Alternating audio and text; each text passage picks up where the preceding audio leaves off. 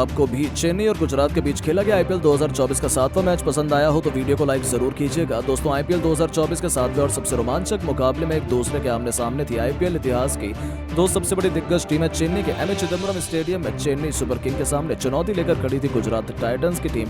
ऋतुराज गायकवाड़ के साथ शुभमन गिल के लिए यह खुद के कौशल को साबित करने की अग्नि परीक्षा थी और फिर चेन्नई के शेरों ने धोनी के नेतृत्व में गुजरात को ऐसा सबक सिखाया कि डिफेंडिंग चैंपियन का बोलबाला पूरे क्रिकेट जगत में सुनाई दिया। सबसे पहले इस रोमांचक मुकाबले में टॉस के बॉस बने गुजरात के नए नवेले कप्तान शुभमन गिल और उन्होंने पहले मेजबान टीम चेन्नई को बल्लेबाजी करने का न्योता दिया जो उन्हें इतना भारी पड़ने वाला था उन्होंने तो सपने में भी नहीं सोचा था। चेन्नई की तरफ से रनों की ताबड़तोड़ बरसात करने के इरादे से ऋतुराज गायकवाड़ के साथ रचिन रविंद्र की तूफानी जोड़ी मैदान में उतरी थी। इन दोनों खिलाड़ियों के कंधों पर अपनी टीम को धाकड़ शुरुआत दिलाने की अहम जिम्मेदारी थी और आते ही उन्होंने इसका नजारा दिखाना भी शुरू कर दिया। दूसरे ओवर में उमेश यादव को आड़े हाथों लेते हुए रचिन रविंद्र ने पहले एक तूफानी छक्का तो फिर अगली ही गेंद पर चौका लगाकर अपने तेवर गुजरात को दिखा दिए थे। गुजरात के गेंदबाजों को विकेट की दरकार थी क्योंकि ये दोनों बल्लेबाज धीरे धीरे रन में वापसी कर रहे थे जो गुजरात के लिए बड़ी मुसीबत खड़ी करने वाला था और जिसका दर्द था वही हुआ। रचिन रविंद्र तो सर पर कफन बांधकर मैदान में उतरे थे। तीसरा ओवर लेकर आए अजमतुल्लाह उमरजाई की भी बेरहमी से पिटाई करते हुए एक के बाद एक दो खतरनाक चौके लगाए और इस ओवर में कुल 12 रन बटोरकर 3 ओवर में ही चेन्नई को 25 रनों तक पहुंचा दिया था। तो चौथे ओवर में ही इन दोनों खिलाड़ियों ने कुल 16 रन बटोरे तो फिर 5वें ओवर में भी कुछ ऐसा ही नजारा हमें देखने को मिला। ये दोनों खिलाड़ी तो गेंदबाजों से खिलवाड़ कर रहे थे। अपनी मनमर्जी के मुताबिक वो गेंदबाजों को बाउंड्रीज के बाहर डिपॉजिट किए जा रहे थे। 5 ओवर में गुजरात की टीम ने 58 रन रॉकेट की रफ्तार से ठोक डाले और अब तक गुजरात को कोई सफलता हासिल नहीं हो पाई थी। ऐसे में आखिरकार हार मानकर शुभमन गिल ने अपनी टीम के सबसे बड़े खिलाड़ी और तुरुप के राशिद खान का रुख किया। और दोस्तों, ऐसे ही थोड़ी ना राशिद खान को टी20 का इतना बड़ा लेजेंड माना जाता है। दूसरी गेंद पर ईंट का जवाब पत्थर से देते हुए इस खिलाड़ी ने सबसे बड़ी मछली रविंद्र को अपने जाल में फंसा लिया और रचिन रिद्धिमान साहा की स्टंपिंग का शिकार होकर आखिरकार पवेलियन लौटने को मजबूर हुए। लेकिन जाने से पहले उन्होंने 6 चौके और 3 छक्कों की बदौलत केवल 20 गेंद पर 46 बहुमूल्य रन ठोके थे। उनके आउट होने के बाद अब मैदान में मोर्चा संभालने आए थे अजिंक्य रहाणे। 6 ओवर के पावर प्ले में चेन्नई ने 69 रन 1 विकेट के नुकसान पर बना लिया। रहाणे ने ऋतुराज का बखूबी साथ निभाना चाहा लेकिन यह खिलाड़ी भी ज्यादा कुछ योगदान नहीं दे पाया। 12 गेंद पर 12 रन बनाकर उन्हें साई किशोर ने पवेलियन का रास्ता दिखाया। उनके आउट होने के बाद मैदान में गर्दा उड़ाने के लिए शिवम दुबे उनसे उतनी दूसरी तरफ ऋतुराज गायकवाड़ लेमन नजर आ रहे थे लेकिन दूसरी तरफ शिवम दुबे ने आते ही एक के बाद एक 2 तूफानी छक्के जड़कर अपना खाता खोला। दोनों ने मिलकर 11 ओवर में चेन्नई को 100 रनों के पार पहुंचा दिया था। चेन्नई की पारी तूफान के रफ्तार से आगे बढ़ रही थी। ऋतुराज अपने अर्धशतक के बेहद करीब थे तभी गेंदबाजी करने आए स्पेशल जॉनसन ने ऋतुराज का शिकार किया। आउट होने से पहले चेन्नई के कप्तान ऋतुराज 5 चौके और 1 छक्के की बदौलत 36 गेंद पर 46 रन बना पाए। 127 रनों पर चेन्नई ने अपने 3 बल्लेबाजों को आउट करवा दिया। उनके आउट होने के बाद मैदान पर शिवम दुबे का साथ निभाने डेरी में चल आए थे। शिवम दुबे का बल्ला आग उगल रहा था। इस खिलाड़ी ने गुजरात के गेंदबाजों की हालत बिगाड़ दी थी। इस खिलाड़ी ने एक के बाद एक 5 छक्कों की बदौलत केवल 22 गेंद में तूफानी अर्धशतक ठोक दिया था। वो अकेले गुजरात के लिए यमराज बने हुए थे। हालांकि तभी राशिद खान के जाल में ये बल्लेबाज भी अपने घुटने टेक गया। जाने से पहले उन्होंने 23 गेंद पर 5 तूफानी छक्के और 2 चौकों की बदौलत 51 रनों की बेमिसाल पारी खेल डाली थी। उनके आउट होने के बाद मैदान पर उतरे डेब्यूटेंट समीर रिजवी जिन्होंने आते ही पहली गेंद पर राशिद खान को छक्के के लिए मारकर सबके छक्के छुड़ा दिए थे। पूरा क्राउड एक पल में खुशी से झूम उठा था। यहाँ तक कि जाते जाते ओवर की आखिरी गेंद पर भी उन्होंने एक जबरदस्त छक्का लगाया और 2 गेंद पर 2 तूफानी छक्के जड़कर उन्होंने डेब्यू मैच में ही पूरी महफिल अपने नाम कर ली। हालांकि वो 14 रन बनाकर आउट हो गए जिसके बाद बल्लेबाजी करने उतरे थे रविंद्र जडेजा। उन्होंने भी चौके से अपना खाता खोला और डेरिल मिचेल के साथ मिलकर रविंद्र जडेजा ने 20 ओवर में अपनी टीम को 206 रनों के पहाड़ जैसे स्कोर तक पहुंचा दिया, जहां मिशेल भी 20 गेंद पर 2 चौके की बदौलत 24 रन बनाए थे। दूसरी तरफ गुजरात के लिए राशिद खान ने सबसे अधिक 2 सफलताएं हासिल की। अब गुजरात की तरफ से इस माउंट एवरेस्ट जैसे लक्ष्य को हासिल करने के लिए कप्तान शुभमन गिल के साथ रिद्धिमान साहा की जोड़ी मैदान में चेन्नई के गेंदबाजों का सामना करने के लिए उतरी थी। पहले ओवर की आखिरी गेंद पर ही दीपक चहर को निशाना बनाते हुए शुभमन ने एक जबरदस्त छक्का लगाकर अपने तेवर चेन्नई को दिखा दिए। दूसरी तरफ रिद्धिमान साहा ने भी दूसरे ओवर की पहली गेंद पर चौका लगाकर आक्रमण करना शुरू कर दिया था। तो ओवर की 5वीं गेंद पर भी रिद्धिमान साहा ने मुस्तफिजुर रहमान को चौके के दर्शन कराकर अभी से महेंद्र सिंह धोनी की पलटन को करारा जवाब देना शुरू कर दिया था। दोनों छोरों से चेन्नई के गेंदबाजों की खूब पिटाई हो रही थी। तीसरे ओवर में दीपक चहर को भी रिद्धिमान साहा ने एक के बाद एक 2 खतरनाक चौके लगा दिए थे। लेकिन दोस्तों, दीपक चहर भी कोई कच्चे खिलाड़ी नहीं है।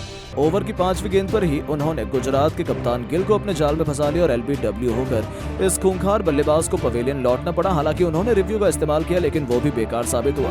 गिल केवल 8 रन बनाकर पवेलियन लौटे और गुजरात को पहला झटका बहुत जल्द लग चुका था। अब नंबर 3 के पायदान पर मोर्चा संभालने खुद साई सुदर्शन आए थे, लेकिन दूसरी तरफ से रिद्धिमान साहब भी दीपक चहर के जाल में फंस गए और 17 गेंद पर 4 चौकों की बदौलत 21 रन बनाकर उन्हें भी वापस लौटना पड़ा।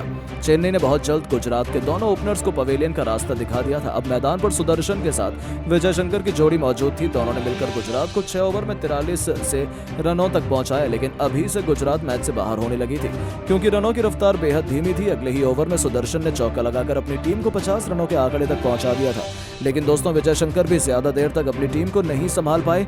पार्ट टाइमर डेरी मिचेल ने उन्हें धोनी के लाजवाब कैद की बदौलत पवेलियन का रास्ता दिखाया, जहां ये खिलाड़ी केवल 12 रन बनाकर पवेलियन लौट गया और गुजरात की कमर टूट गई। अब मैदान पर साई सुदर्शन के साथ डेविड मिलर अपने बल्ले से तबाही मचाने उतर चुके थे। उन्होंने आते 10वें ओवर में सुदर्शन के साथ मिलकर एक के बाद एक 2 चौके लगाए और 10 ओवर में अपनी टीम को 80 रनों तक पहुंचा दिया। मैच अभी भी चेन्नई की झोली में था क्योंकि गुजरात को जीत के लिए 60 रन गेंदों पर 127 रन बनाने थे, जो नामुमकिन माना जा रहा था। और दोस्तों ऐसा ही हमें अंत में देखने को मिला। डेविड मिलर 16 गेंद पर 21 रन बनाकर चलते बने तो साई सुदर्शन भी केवल 37 रन बनाकर मतीशा पथिराना के सामने घुटने टेक गए। यहां तक कि अजमतुल्लाह उमरजाई भी केवल 11 रनों का योगदान दे पाए। 118 रनों पर ही गुजरात ने अपने 6 बल्लेबाजों को गवा दिया और उनकी हार पर अब कोई भी संदेह नहीं कर गया था। देखते देखते मैच के पूरे 20 ओवर खत्म हो गए और गुजरात के बल्लेबाज बड़ी मुश्किल से केवल 143 रन बना पाए और चेन्नई ने अपने घर पर 63 रनों से ये मुकाबला जीतकर गुजरात को उनके सीजन की पहली हार से रूबरू करवा दिया, जहां मैन ऑफ द मैच बने शिवम दुबे। लेकिन दोस्तों अब आपको क्या लगता है कि चेन्नई और गुजरात में कौन आईपीएल 2024 की चैंपियन बनने की बड़ी दावेदार है? अपनी राय नीचे कमेंट बॉक्स में जरूर दें। दोस्तों 42 की उम्र में भी महेंद्र सिंह धोनी ने अपने चीते की फुर्ती दिखाकर दिला दी चेन्नई की टीम को बड़ी जीत। तो आईपीएल के दिग्गजों ने दिया दिल जीत लेने वाला बयान। जी हां दोस्तों, गुजरात और चेन्नई के बीच खेले गए मैच में चेन्नई की टीम को जीत मिली है, जिसमें महेंद्र सिंह धोनी ने अपने चीते की फुर्ती दिखाकर 42 की उम्र में सभी को प्रभावित किया और शानदार कैच लेकर मैच को पासा पलट दिया, जिसको देखकर आईपीएल के दिग्गज दंग रह गए। इसी बीच एबी डिविलियर्स, क्रिस गेल से लेकर युवराज सिंह, सुरेश रैना ने एक ऐसा बयान जारी कर दिया जो आपके भी दिल को छू लेगा। तो आखिरकार महेंद्र सिंह धोनी के शानदार कैच के दम पर चेन्नई को जीत मिली। इसके बाद आईपीएल के दिग्गजों ने क्या कहा ये तो आपको बताएंगे, लेकिन उससे पहले आपको क्या लगता है महेंद्र सिंह धोनी और शिवम दुबे में से कौन है महान बल्लेबाज? अपनी राय नीचे कमेंट बॉक्स में जरूर दें। दोस्तों गुजरात और चेन्नई के बीच खेले गए मैच में चेन्नई की टीम को 63 रन से जीत मिली है। इस मैच में चेन्नई की टीम पहले बल्लेबाजी करते हुए 206 रन 6 विकेट के नुकसान पर बनाए और इसका पीछा करते हुए गुजरात की टीम 143 रन 8 विकेट के नुकसान पर बनाने के साथ 63 रन से मैच को हार गई, जहां पर जीत के असली हीरो महेंद्र सिंह धोनी रहे, जिन्होंने अपनी शानदार कप्तानी के साथ बेहतरीन विकेट कीपिंग और फील्डिंग का एक जबरदस्त कैच पकड़ा और मैच को पूरी तरह से पलट दिया। तो वहीं महेंद्र सिंह धोनी की 42 साल की फुर्ती में देखकर आईपीएल के दिग्गज खुश हुए और उन्होंने होश उड़ा देने वाला बयान जारी कर दिया है, जिसमें एबी डिविलियर्स ने बयान देते हुए कहा कि चेन्नई की टीम को गुजरात के खिलाफ मिली जीत के बाद मैं काफी ज्यादा खुश हूं, क्योंकि मैं चाहता था कि चेन्नई की टीम को इस मैच में जीत मिले। हालांकि इस मैच में महेंद्र सिंह धोनी ने मुझे काफी ज्यादा प्रभावित किया है।